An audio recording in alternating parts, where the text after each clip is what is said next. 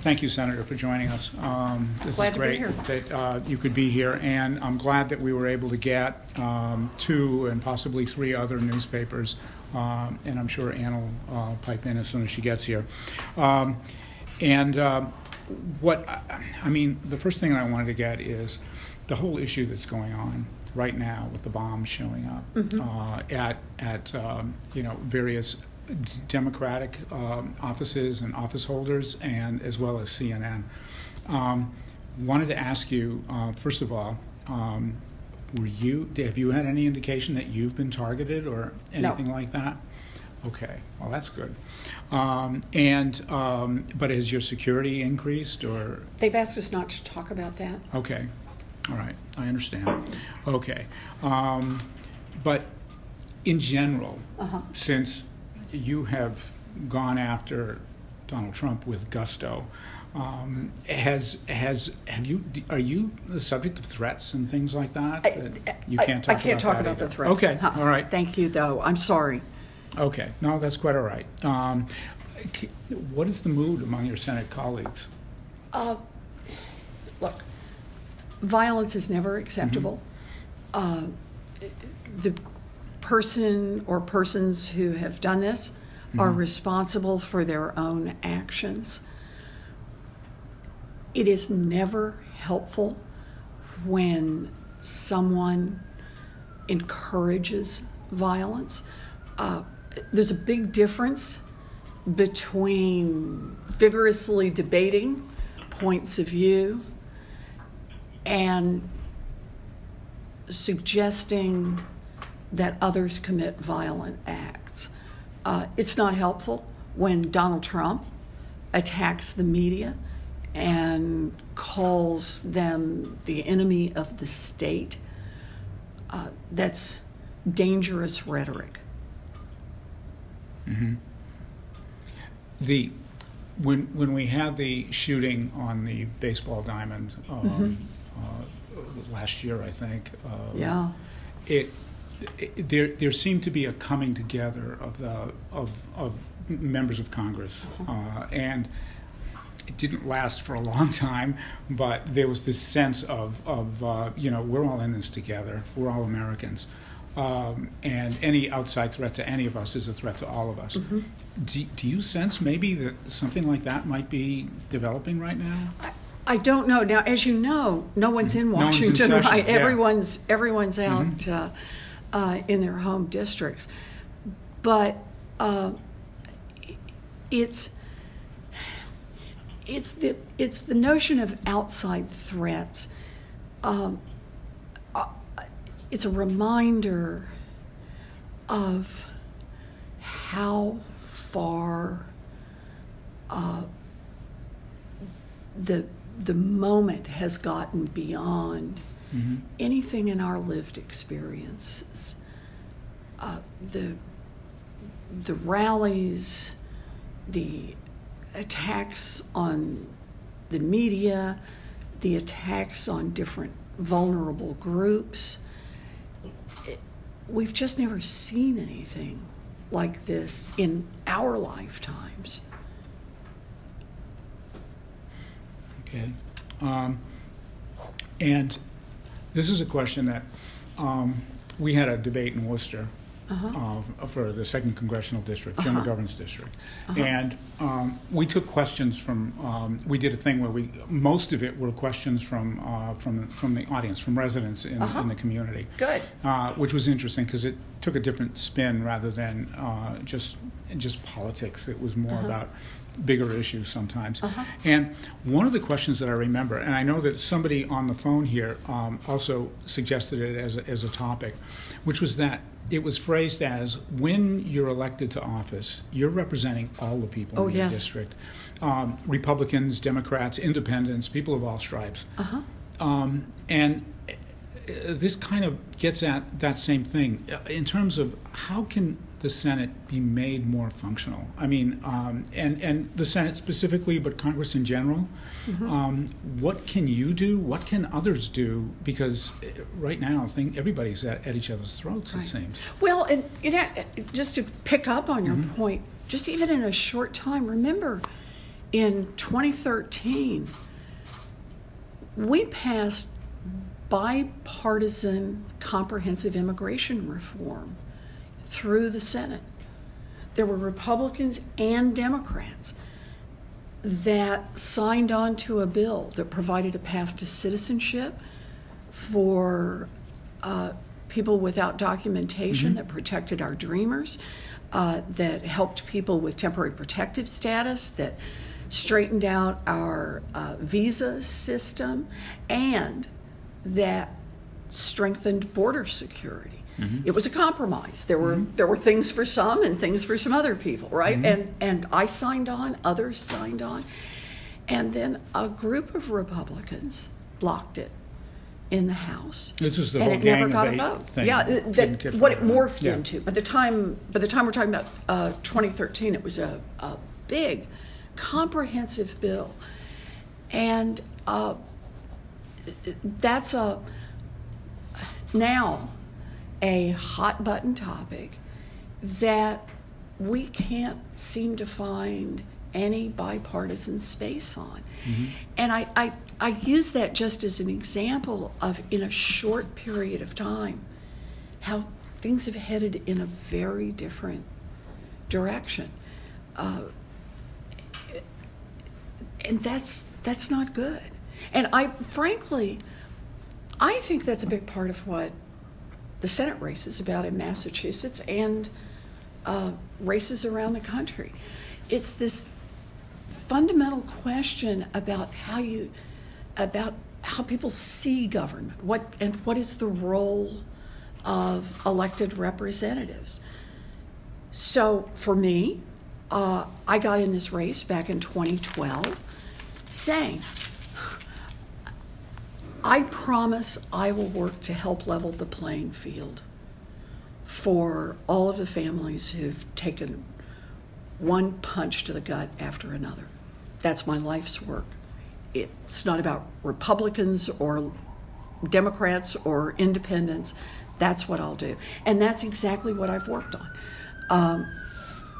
In education, I've gotten debt relief for 4,500 students who were cheated by for-profit colleges right here in Massachusetts.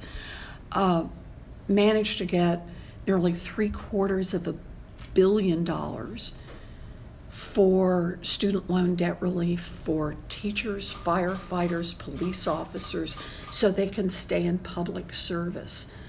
I've worked on infrastructure, everything from dredging Boston Harbor to the 7 bridges in Lowell to the seawalls in Situate, and more than $100 million in grants for our firefighters in little towns and big cities all across the Commonwealth. And on basic research, the National Institutes of Health, for example, when Donald Trump announced in his first budget that he would cut NIH funding by $1.4 billion, I rounded up a group of senators and we fought back and not only beat back the cuts, we managed to get a $2 billion increase in NIH funding. So those have been the things I've worked on. They're good for families across the Commonwealth, regardless of their political affiliation. My opponent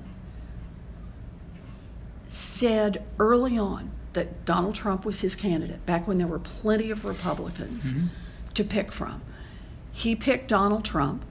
He was Donald Trump's campaign chair, and he ran his primary race against his 2 opponents on the argument that he was the only one who would stand with Donald Trump 100% of the time. Those are 2 very different visions of the job of a senator. And I'm in this fight for working families, not to be in the fight to help Donald Trump. And which raises an interesting question, because Donald Trump has talked about, never moved on it, but infrastructure repair as a major initiative of his administration, but also has talked about DACA and doing something about that, and even put forth a kind of a plan or some objectives in terms of immigration reform, but also wants the wall, and that sort of thing. I mean, what I'm getting at is, are there opportunities for? I mean, is there such resistance to Trump that it's like that there are no compromises we will ever make with this man? Or? No, I think that's a wrong way to look at it. This is not about no compromises with this man. It's that there are no proposals to help working families that we can advance together right now. And let me give you the two examples that you just picked. Infrastructure. Let's start with the one on infrastructure. So Donald Trump talked about $1 trillion in infrastructure spending. Do you remember that? Yeah. And how important that would be here in Massachusetts. Our share of that. We need infrastructure spending. High-speed rail from Boston to Worcester to Springfield would be an enormous economic boost across the Commonwealth. So I met with the principal economic advisors for the president and talked through what they had in mind for infrastructure. And the way they plan to do $1 trillion in infrastructure spending is $4 out of every 5 would have to come from the local government. So now we're down to $200 billion in actual new money coming from Washington. So I asked, so where would the $200 billion come from? And the answer was, we'll take away the CDBG money, which is, as you know, the money that goes directly to cities right now. Cities like, that's right, the community block grants that go to Brockton and Fall River and New Bedford and Worcester, you know, at Lowell and Lawrence, all around the region. So in other words, I'll take the money, the federal government will take the money out of the pockets of the local governments and then hand it back to them and claim that the federal government has made an investment in infrastructure. That's just smoke and mirrors. That's not real. That's not an investment in infrastructure. So I've pushed on these folks over and over. I've said, let's sit down, let's talk, let's do a deal, but let's do something that actually puts new money from the federal government on the table for infrastructure. And the answer has been no. And it's hard to reach a compromise when the other side starts with there is no new money for infrastructure. There's smoke and mirrors, but there's no actual new money. Do they cite that as a budgetary thing? Yes. Well, we can't. They want to be fiscally responsible. They gave away $1.5 trillion. That's where I was heading. To billionaires and giant corporations, and now there's no money for infrastructure. In fact, the Republicans now say that to pay for the tax cuts that they want to put Medicare and Social Security on the chopping block. I will never vote to cut Social Security and Medicare. In fact, I believe we should be expanding Social Security now. But that's the difference in priorities. And the other example you picked on immigration, I'll do it very quickly. The whole DACA thing, yeah. Yeah, the whole thing around that was, there was a bipartisan proposal and the White House rejected it. And that's when it all fell apart. So you got to get past the headlines of what the Trump administration says they would support, and down to let's sit down and actually put a bill together that could be passed into law. And they've backed out on both infrastructure and immigration reform. Well, is there any, instead of getting the half a loaf, is there any give that you've sensed that you might get a third of a loaf if you just gave in a little more? Well, but give in on what? If they're not putting a new dollar of infrastructure money on the table, it's hard to figure out where the compromise is around there. I don't know where to go. No, but let me do it the other yeah. way. Let me do it the other way. Yes, there are bipartisan deals to be made. Not here, or at least not so far on these. I've gotten more than a dozen proposals passed into law since Donald Trump was sworn into office. They've been bipartisan. The president has signed them. So there's room for bipartisan coming together.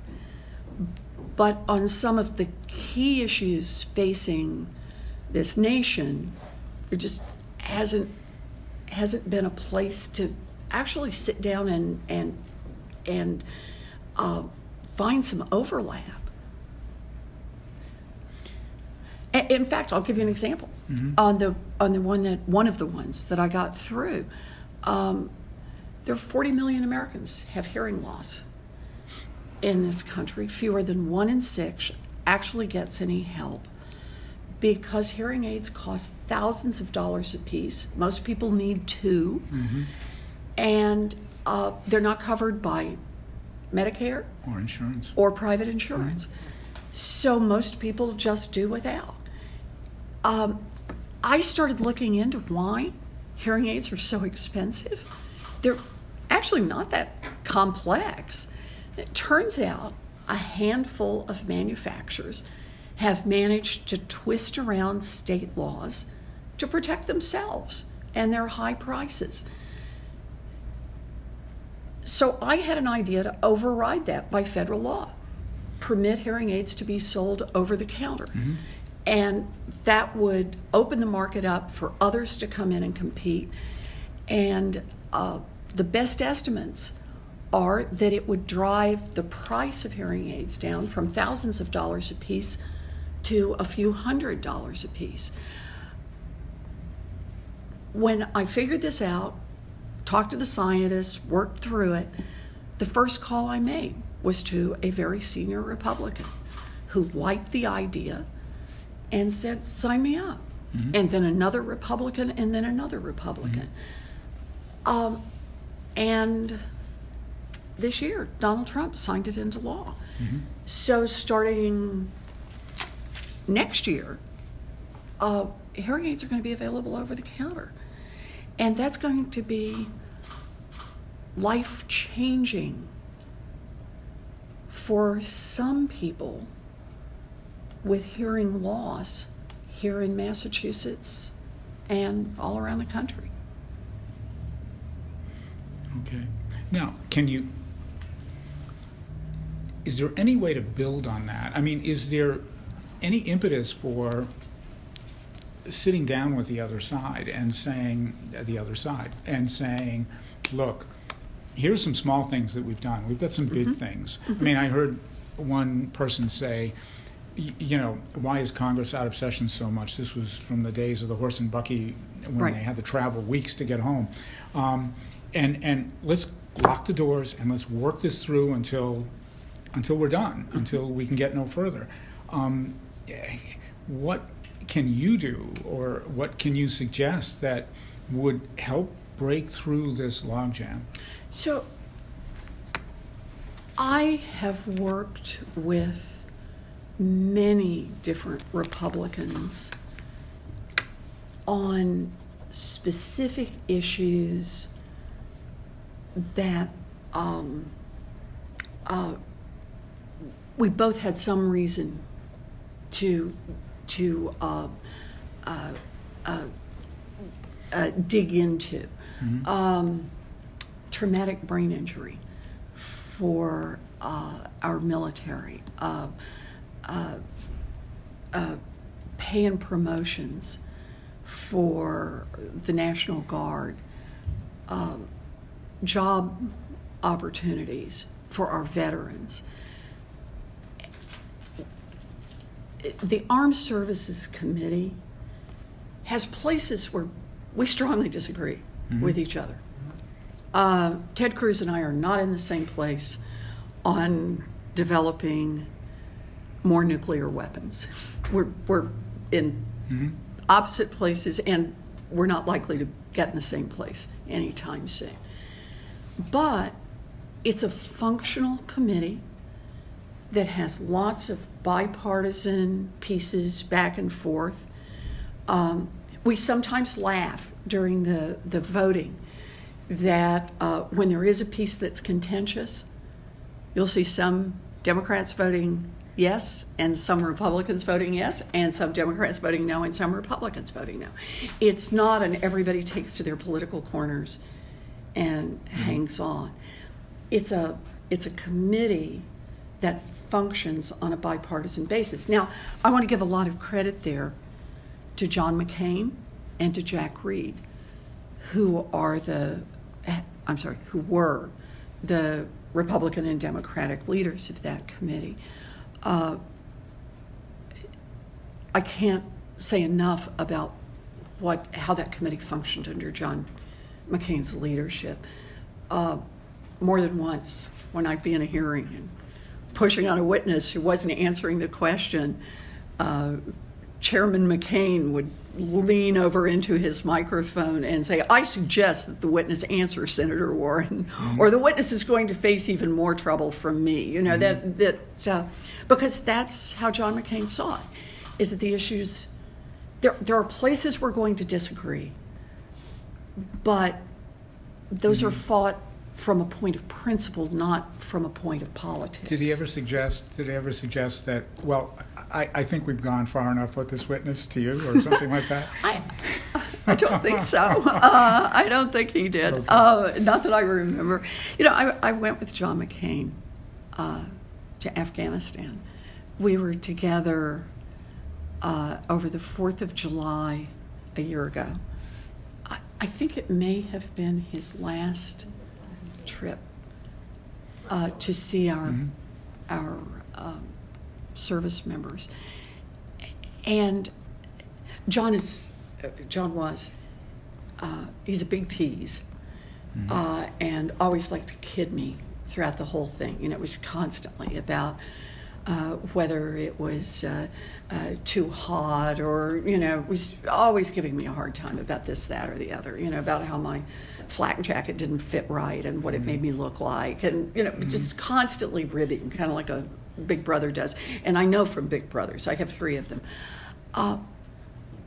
But someone who cared that I was on that trip and investing in hearing on the ground from the people who serve, that I was there not only to pay respect, but to remind all of our service members who are stationed abroad that no one at home has forgotten, and that we are deeply grateful for all that they do. It was an extraordinary trip. We were in Afghanistan. We were in Pakistan.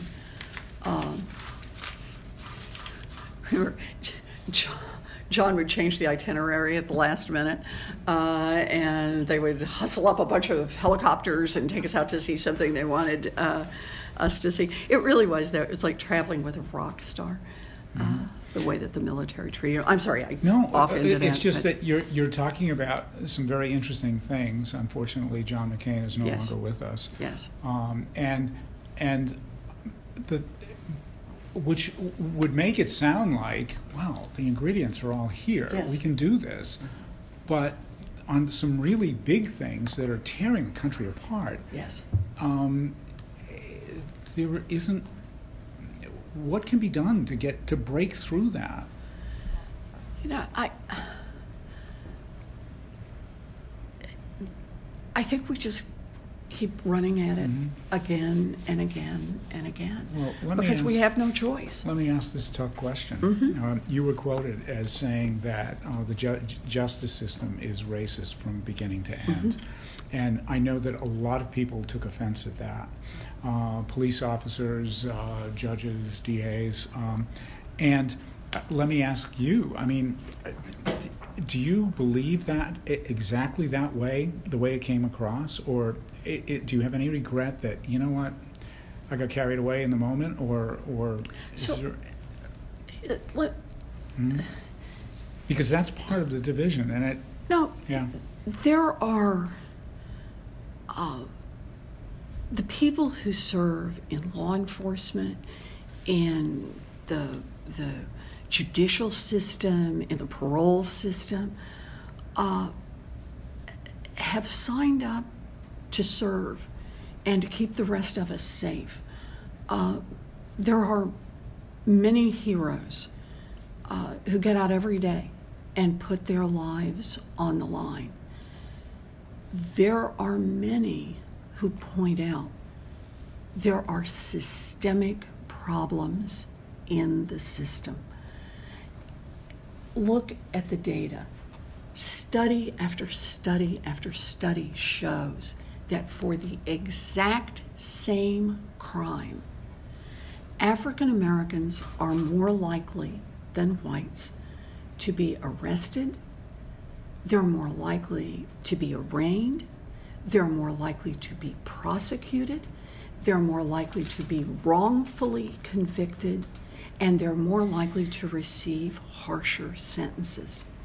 There is a problem in the system, and it starts at the front end with the things that Congress makes unlawful, and it goes all the way through to how people are treated after they have served time in prison and are trying to re-enter their communities.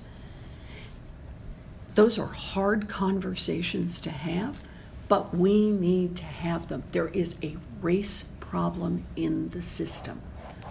And isn't that an opportunity to call for, we need to do a blue ribbon commission. We need to look at this from front to back, rather than come out with a statement at, I don't know that it was a rally, but of a meeting. No, it was that gets picked up in the media. And there was a battle with the police chief in one of the towns in central Massachusetts, who's head of a police chiefs association, who took great offense that it's like we're being called racist. Well, but you got to listen to the words. I was asked in an interview about the system, and I talked about the system. There are significant problems in this system, and it's going to take significant change. I'm already part of that change. One of the bills that I have on a bipartisan basis is to change how the federal government deals with marijuana laws. There's an example of an area where African Americans and whites are believed to have about the same percentage usage rates, but African Americans are far more likely to be arrested. There are things we can do to change that. We can change the whole system around it, and that's what I've got, is a bill to do that. There was that acknowledgement by John Ehrlichman about what the Nixon administration did. Yeah. And I'm sorry, Ann Brennan. Hi, Ann. Good to see you. Who's editor-in-chief of the Metro West Daily News and the Milford Daily News. And I want to get to Ann and also to the folks on the phone. You may have questions later or now. Why don't you go with the phone first? Okay. We'll do the phone first. Okay, folks on the phone, Peter and Jack. I don't think anyone else has joined us, but do you have any questions for the senator? You asked my question very well, Tony. Thank you. Thank you. That was a great question. So I wonder if I could ask a question about health care. Sure. With the polls showing that health care is the number one issue that Americans are concerned about, if the Democrats are unlikely to retain control of the Senate. They may get the House. Where will we be going in the new session on health care, in your opinion? Well, I'm glad you asked that, because I think this is a central piece of the Senate race right here in Massachusetts. I stood on the floor of the United States Senate when health care for tens of millions of Americans hung by a single vote. Jeff Deal says he wants to go to Washington to be the vote to repeal health care across this country. And let's be clear, repealing the Affordable Care Act as the House and Senate proposed would cost Massachusetts $2 billion a year. Charlie Baker wrote to the Senate to ask them not to vote for the bill that Jeff Deal says he will go to the Senate to help pass. And Charlie's whole pitch was that it would be it would be devastating for our healthcare system here in Massachusetts. So I think the place we have to start this is the Republicans have already made clear what they want to do. They've passed repeal through the House before. As you know, the repeal effort failed in the Senate by a single vote, John McCain's vote. Yeah, the thumbs down. That's right. And Mitch McConnell said, I think it was Mitch McConnell, said recently that they will bring up health care repeal again. So that's where we stand right now. Health care repeal is a live debate. The Republicans have said that if they have the majority in the House and the Senate, they will take another run at repealing health care. There's been several people running for governor or Senate who have been on the side of repeal who are now saying we're not against pre-existing conditions, and I don't know.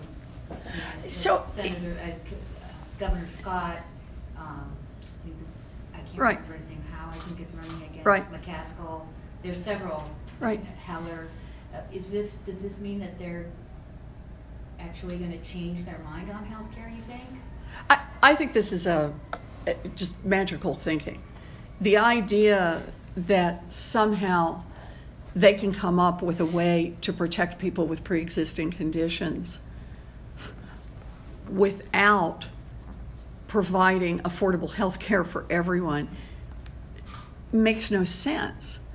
I mean, that's not how insurance markets work. They don't work by people waiting until they're sick and then saying you can't deny me coverage, and so buying health insurance once you're sick. The price becomes astronomical in cases like that. So I think that this is a recognition on the Republicans' part that they're caught between an ideological position that the government should have no role in making sure that Americans have access to affordable health care, and the reality that most Americans want the government to have a role in making sure that they get access to affordable health care. And it comes to a head around the question of pre-existing conditions. You know, I've done 37 town halls. You were talking about the one you did here. And I do it the same way. I take whatever questions come. I've done 37 town halls. And at many of them, I have asked the question, how many people in here have a pre-existing condition? And you know, my estimate is somewhere around half the hands go up. And then I say, how many people love someone who has a pre-existing condition? You know, a spouse, a child, a parent. And it feels like almost all the rest of the hands go up. You know, I often laugh and say to the few people who aren't holding their hands up, just wait. You haven't gotten there yet, but you will get there, where you will have a pre-existing condition that you're going to have to deal with.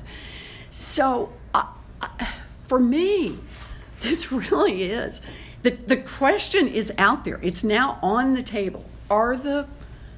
if the Republicans have the majority in the House and the Senate, they're going to take another run at repealing health care. Although I did, And they've said so. And if we ignore that, then we're just covering our own ears. did somebody? Well, what about if there's gridlock between the Senate, the Republicans have the Senate, and the House, the Democrats have the House, so we'll get nothing?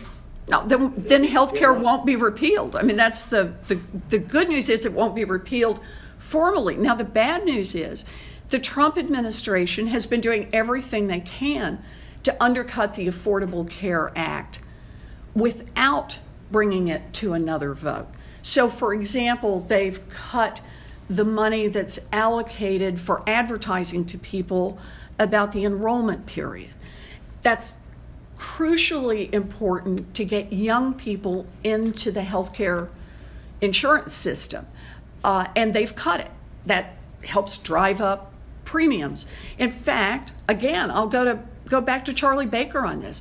Charlie Baker has made calls and sent letters, and came to Washington to testify to encourage the Trump administration, in effect, to support the Affordable Care Act so that it works rather than trying to undercut it. And because it works for us here in Massachusetts. I mean, this matters to us. This is not one where we can somehow row our boat by ourselves. The expansion of Medicaid that occurred under the Affordable Care Act brings us about $2 billion a year. Without that, we either have to cut health care services for people here in Massachusetts or take that money from someplace else. But when you talk about the cost, because you made reference to the fact of the Republican idea of, that brought to mind the Republican idea that how would they handle pre-existing conditions? And one of the proposals, which got criticized by Democrats, was that it was like, well, if you let your insurance lapse for 60 days, then you lose the pre-existing condition thing. And when you get down to numbers like that, but that spoke to your point that you just made, that you can't just go by coverage when you get a terrible diagnosis. Right. So okay, maybe it's not 60 days, but is it 90 days, or what is it? It becomes a discussion of days or months rather than, no, we just can't do that. I mean, that's outrageous. So, but look, actually, I remember this particular proposal. What happens to people who lose their jobs? Well, then no, but I'm just saying this an was exemption. So you have to do an a exemption. life-altering so this thing. is fine. Yeah. That's fine. But the point is, that's not what they're putting on the table. What they've put on the table is outright repeal. What Mitch McConnell said he's going to go for is outright repeal. Now, are there ways that we could improve the Affordable Care Act? You bet there are. In fact, I've got two proposals myself on the table. One is very much like the consumer work I did on credit cards about how credit card companies shouldn't be able to trick and trap you, and neither should insurance companies. And it's lots of the small stuff back in the fine print, how they change who's in network and out of network in the middle of the year and don't give notice. They change which prescriptions are covered and not covered without giving notice. And each one of those eats away at the effectiveness of a family's coverage. So I've got a bill on consumer protection in the insurance industry. I'd like to see that in. And would I be willing to make some compromises to get that in? Sure. I could make reasonable compromises around that. I'll tell you another one, and that's the high price of prescription drugs. So I was at a town hall in Worcester. Yeah. And I'm taking questions, and Steve stands up and says, "See this rash on my arm?" And he said, and it's very painful, that it's a recurring condition. And he said, guess how much the ointment costs to treat it? Well, what's your guess? And I'm like, he's going to tell me something shocking. $150? Over $7,000 for the ointment to treat this rash. Families can't do that. Middle-class families can't manage the growing cost of health care. It's out of control, and prescription drugs are a huge place where this occurs.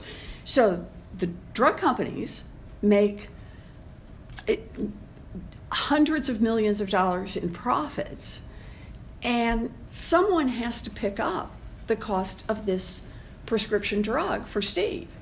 It's either Steve or his insurance company or the taxpayer. There just aren't any other options. But then on this one, so I support here.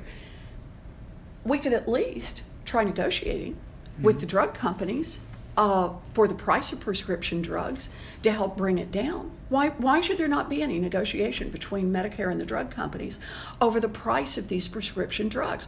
Or if the same exact ointment is available in Canada, where many of the prescription drugs cost as little as 1/10 as much as they cost in the United States, why not be able to import it from Canada? It's the same safety standards, it's the same drug. Those are ways to drive down the cost of drugs. Here's my point on this. The fundamental question here is, who does government work for? Right now, it works for the big drug companies to keep their profits high instead of working for the families and the taxpayers who end up paying the bills. But you're raising things, and in fact, Trump, when he first came in, talked about campaigned on the high cost of drugs. But this is much bigger than just drugs and stuff. This is the whole healthcare system that is, I mean, God forbid you end up in the emergency room to get some stitches or something like that. And does the whole system need reform or junking and starting from scratch? I mean, there's the whole single payer idea where the government or someone, contractor, would get in and run and do that. I mean, Bernie Sanders has proposed this, and I think you had said you would support it. So what I have talked about is Medicare for all. Yeah. And there are a lot of ways to do that. So, for example, should employers have the opportunity, instead of providing private health insurance, to be able to buy Medicare for their employees? Should individuals have the chance before age 65 to buy in to Medicare? That would change the competition in the insurance market entirely. Think how it would be a sea change in how that market works, because there would be a low-cost, high-coverage alternative for people who need health care coverage. And that's just one of the ways to do it. Some talk about bringing down the age of Medicare coverage, so people start getting covered by Medicare at 60, for example, so that the cost curves for the insurance companies are different. If people at where they reach the point on the curve where healthcare costs tend to start going up are moved to the Medicare system, then the cost of private health insurance comes down. There are a lot of ways to put this together. Where you started this conversation earlier is about negotiations, is about let's sit down, work together, talk about the options. There are so many options available to make the healthcare system work better. But it starts with an acknowledgement that the federal government has a role to play here. And you think that's the crucial? I mean, if you went to the Republicans and said, "Look, you can call it repeal, we'll call it reworking Obamacare, and come up with let's just start from scratch and do what let's design it from the beginning." Do you think there would be any appetite to? Is this all over? No, we don't want government involved at all, and let the private market take care of this. Look, all I can do is tell you that we're asking. We put the proposals on the table. I'm looking for bipartisan sponsors. I offer to make adjustments if there are things people need. But take a look at President Trump's drug plan. You pointed out he campaigned on lowering the cost of prescription drugs. Have you seen what was actually proposed? The answer confess, is they no, were I haven't. exactly right. It's not that there hasn't been a proposal, because they have actually. They went off, they worked on it, here they are, they come back a year and a half later, because I sit on the HELP committee, Health, Education, Labor, and Pension. They come back, and basically it's, will the drug companies voluntarily lower their prices? Because that's the free market solution that they have. And it's got no push, much less requirement or change in the structure that would actually bring prices down. So people are Yeah. paying more and more and more. It's unsustainable. But you also have the cost of hospital care. Oh, I picked drugs. There are lots of places where costs are going up. The whole thing, which brings to mind, we've got a referendum question one, which it seems like the entire hospital industry has risen up and said, no, this will really hurt us. Do you have a position on Yeah, question one? I'm yes on one. You're yes on that. I'm yes on one. Okay, so that's one where a state agency has come out that this could add $1 billion to, conceivably up to $900 million to the cost of health care in Massachusetts, let alone if this were emulated elsewhere. So can you talk about why you're... Sure. Because that would seem to be, okay, now we're just going to increase cost, increase administration and burdens and things like So that. let me start by saying the nurses strongly dispute the numbers on the estimates about cost. But I want to make two other points. First is that I support staffing ratios and have worked on this at the federal level. It's a much more flexible bill, but it addresses questions around staffing ratios, because this is something as a consumer you can't know. You know, you get admitted to one hospital or another for your surgery or for an emergency condition. You don't have any way of knowing. Is there adequate staffing in the OR? Is there adequate staffing in the intensive care unit? And so part one is there is a regulatory role to play to make certain that patient safety has been protected. But the second is how this ended up as a ballot question, that the parties couldn't come together and work out a staffing ratio themselves. What are we doing here? He's listening to you. Oh, good. And he's going to do that how? I don't know. It says New York Yes. Times. I think it's Just the New York announced. Times. President Trump proposed lowering prices for certain prescription drugs based on their cost in other advanced industrial countries. So there we are. So it's been 2 years since the last election when he made a promise to lower the cost of prescription drugs. He has actually put the Trump administration proposal in effect, and it has not lowered the cost of prescription drugs. So 12 days before the election, he announces that this time he's actually going to reduce the cost of prescription drugs. Will he? We had an earlier meeting with Dr. Shiva, I can't remember, Shiva, Ayadora, thank you. He was saying that what's called group purchasing organizations are what really is driving the cost of healthcare. I guess certain people are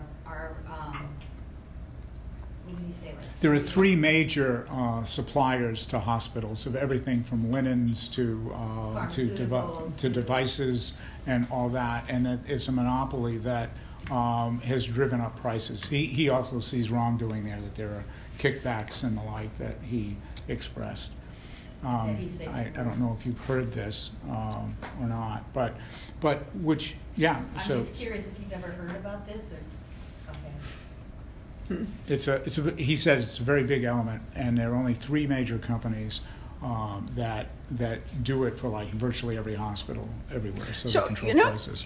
if that is so, then the Department of Justice and the Trump administration should be investigating, and if there's a case there, they should pursue it. Yeah. One thing, speaking of... I mean, if that's so, the tools are there to deal with it. But let me ask this. Speaking of this, because there was an episode at a recent debate where he sat down in front of your car. He's an independent candidate. He got however many signatures, 10,000 were required to get on the ballot. And it seems like his whole case is that he'll talk about is, why am I not on the debate stage? I'm on the ballot. Anyway, do you have any feelings about that? I mean, aren't you part of the consortium that did one of the debates? We were part of the consortium that wanted to do a gubernatorial debate, and that was the one that Jay Gonzalez said that was upset that Mr. Baker chose not to do it because we had Telemundo as well as part of that. But no, aren't you part of, no, aren't we're you not. one of the? Because those are negotiated. I thought because we did a Western Mass this past week, and I know we had a consortium. And of course had the debate out in Springfield. That was organized by the Boston Globe, I think. We weren't... tell you the truth, I don't know exactly who organized each of them. It was a number of radio and television stations, with the Boston Globe being the only publication. And the only debate that we were trying to organize was a reprise of what we did 4 years ago with Martha Coakley and Governor Baker. And for whatever reason, he said, I'm only doing 3. This was after your announcement, so maybe 3 kind of became the thing. Ours was one. Ours plus another one that the Springfield Republican wanted to do were both turned down. Yeah. So they're doing all 3 debates basically in Boston. Yeah, basically. They are. Yeah, basically. Yeah, we had Hanover Theater, and we had 4 years ago we had 1,500 people there. Yeah, as well as televising it. But but anyway, that's. But I wanted to ask about. I don't know if you covered this, so if you did, then you don't have to answer. But the Social Security with Mitch McConnell. Yeah. So we did, I did, but only briefly. Go ahead, Ann. So I'm just wondering, what's that going to look like? I mean, it's. Well, in my view, this is why the Republicans should lose in 2018. They have said they plan to pay for their $1.5 trillion giveaway to billionaires and giant corporations by cutting Social Security and Medicare. But he blamed the Democrats for running up the deficit. The debt increased because revenues went down, because the Republicans gave away $1.5 trillion in tax breaks to billionaires and giant corporations. That's just math. But even if this is not opinion. Yeah. But even if they didn't, there's this realization that Medicare, Medicaid, and Social Security are looming things at a certain point down the road. Well, look, my view on this is we need to take responsible steps to make sure that Social Security is secure far into the future. We understood when as a country, when Social Security was passed back in the 1930s, that there would need to be small adjustments as we went along. And my recollection, you probably shouldn't quote me on this without my going back and changing, but between the 1930s and the 1980s, the numbers on Social Security, the rate, the age of the pieces would be adjusted a little bit because demographics changed. The number of workers changed, the number of people in the system working changed, the number of retirees, how long retirees leave. And you make small adjustments as you go along. And starting in the late 80s, they stopped making those changes. They couldn't come together, couldn't get bipartisan agreement on how to make those changes. And there was no lockbox either. That's right, there's no lockbox. But probably you have to run to Clark University. Oh, that's right. Okay. That's Or where I you have to go went to Clark University? Yeah. I'm a Clark. All University. right. Do you want That's to give where him a we're ride? Because headed. that's where he's going right We're after headed. this. I'm not We're kidding. headed to Clark. I'm not kidding. Uh, Okay, then I need, let me ask, gentlemen, Jack, Peter, do you guys have any additional questions? I'm good. Thank you. Okay, thank you. Ann, you okay? Because we really need to get to the one that's been a very big topic, and that was the whole thing about your DNA test and what it shows. Because I would be remiss if I didn't at least ask about it.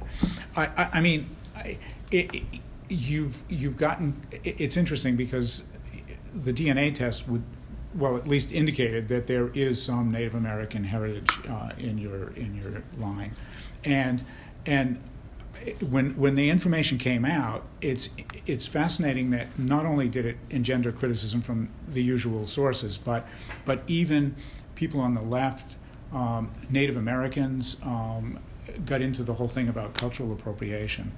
Do you have any regrets about the way this was handled?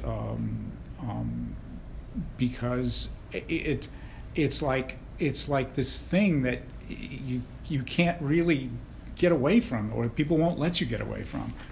Look, this is who I am.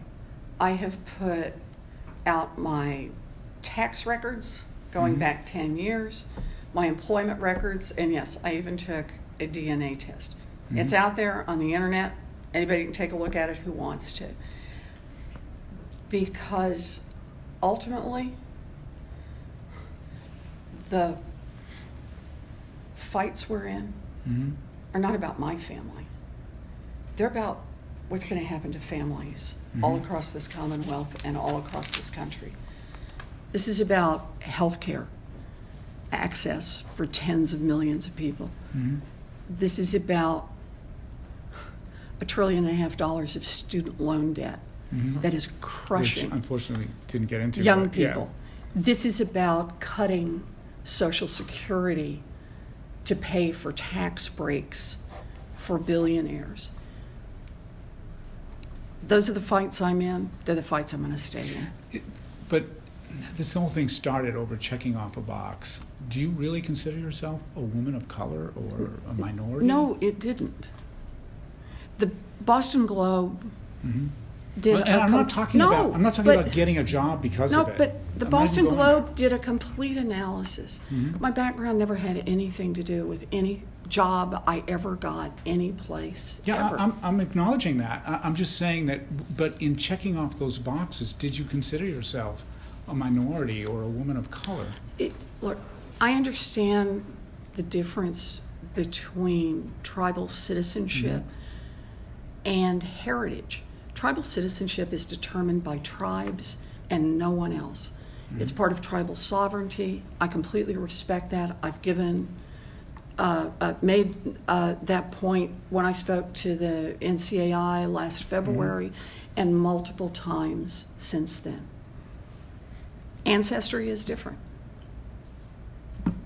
I'm just thinking because I come from a variegated line, and it's just that, I mean, was it sort of like a lark?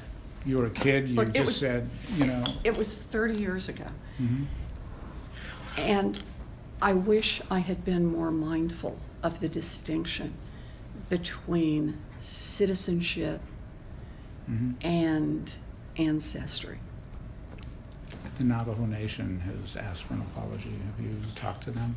I don't want to talk about private conversations we've had. All right. Okay. Do you ever think about, clearly I think it would make me biased to say that you're an accomplished woman. You know, one of the foremost scholars of bankruptcy law. Does it ever make you frustrated that that gets kind of broken down into Pocahontas? You know, again, this is not about me. My whole life's work has been about what's happening to America's middle class. I am grateful down to my toes that I had a chance to go to college that cost $50 a semester And it opened a million doors for me. My daddy ended up as a janitor, and I got to be a public school teacher, a college professor, and a United States senator because America invested in kids who were trying to get an education. I believe in that America. I ran for office in 2012 because those opportunities are disappearing. And I promised to go to Washington to fight to open them back up.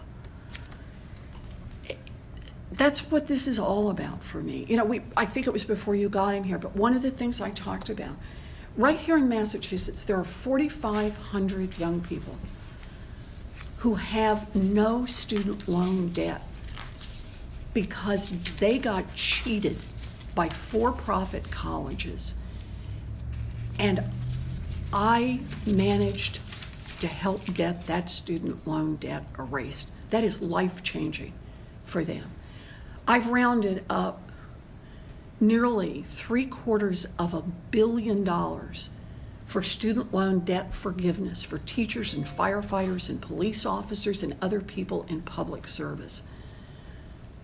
It's not nearly as much as I want to be able to help, but it's a push in the right direction, and it's the right fight to have. The first big bill that I did after I got to the Senate was a proposal to reduce the interest rate on student loans, just to try to make it a little easier for young people who weren't born into families that could write a check for tuition, so that those young people would have a just little bit better chance to pay off their student loan debts. We're crushing the next generation with debt. They're starting their adult lives one full mortgage already in the hole. We can't build a future for America doing that to such a big fraction of our students. I mean, just look at the numbers. It is $1.5 trillion in student loan debt right now. Think about it this way. The number of students going to college is roughly stable year to year. So every year, some kids graduate or decide to drop out and start paying their loans, and some young people start college. So what's happening to the student loan debt burden itself? Answer, it's going up by $100 billion a year because the interest rate on the loans and the penalty fees for those who can't pay is so enormous that the debt is growing on its own now. We can't keep doing this to young people and then turn around and say, you're going to have to pay more for health insurance. The cost of housing is through the roof. And job opportunities have been sharply restricted so that median incomes, the family right in the middle, over the past 30 years, adjusted for inflation, is doing worse than they were a generation ago. That makes no sense at all. This government, these policies, these are federal government policies that are working better and better and better for those at the top and leaving more and more people behind.